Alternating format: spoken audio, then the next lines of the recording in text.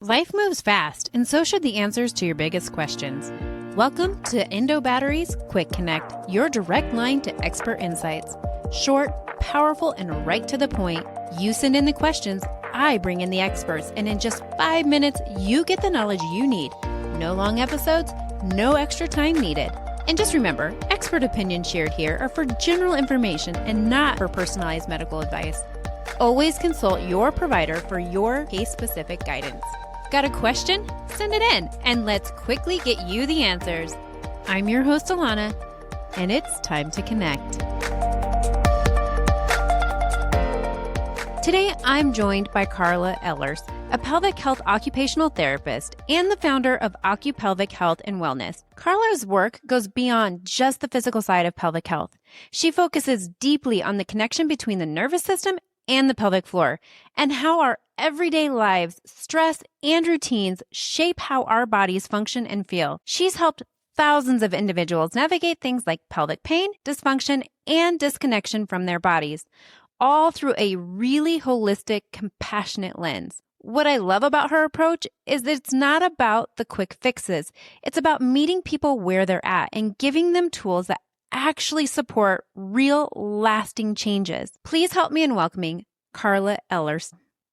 How much of our fears and our freeze and our flight modes and all of that really translate into not only your whole body, but like I really felt in my core, like in my pelvic floor, when you have a minute to disassociate from some of these things that stop you in your path and cause you to like get in that sympathetic system even more. When you have time to downregulate that or more upregulate your parasympathetic system, it releases that tension that you're holding on to. Like there were like simple things that we could do that you walked me through. And then on top of that, if you have pain and you have trauma within that, I imagine like a lot of times our automatic response in that scenario is to tighten that, is to protect and to guard.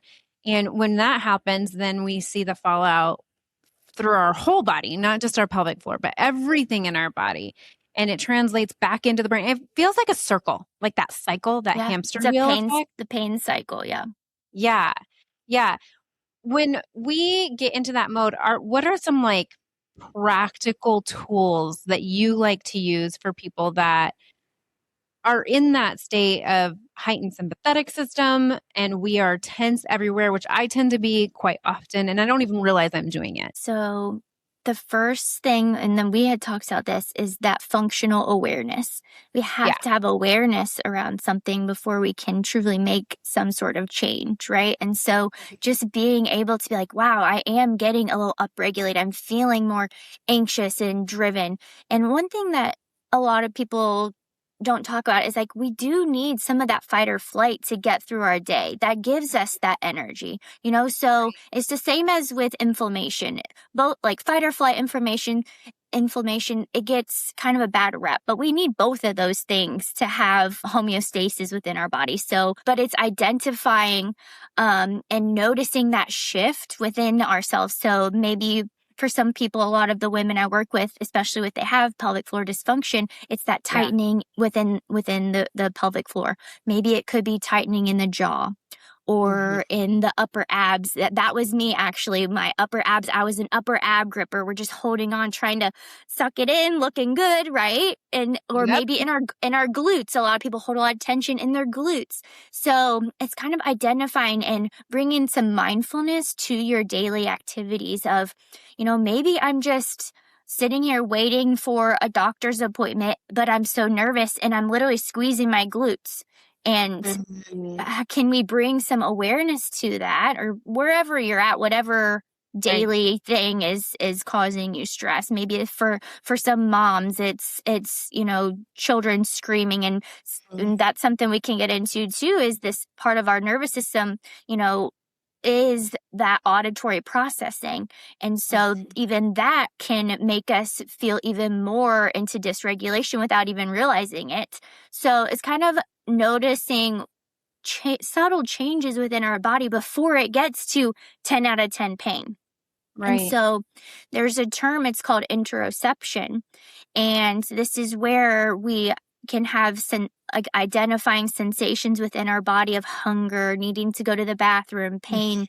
And when there is chronic pain, any kind of neurodivergence, interoception is it's kind of diminished, or it's either it can be hyper aware.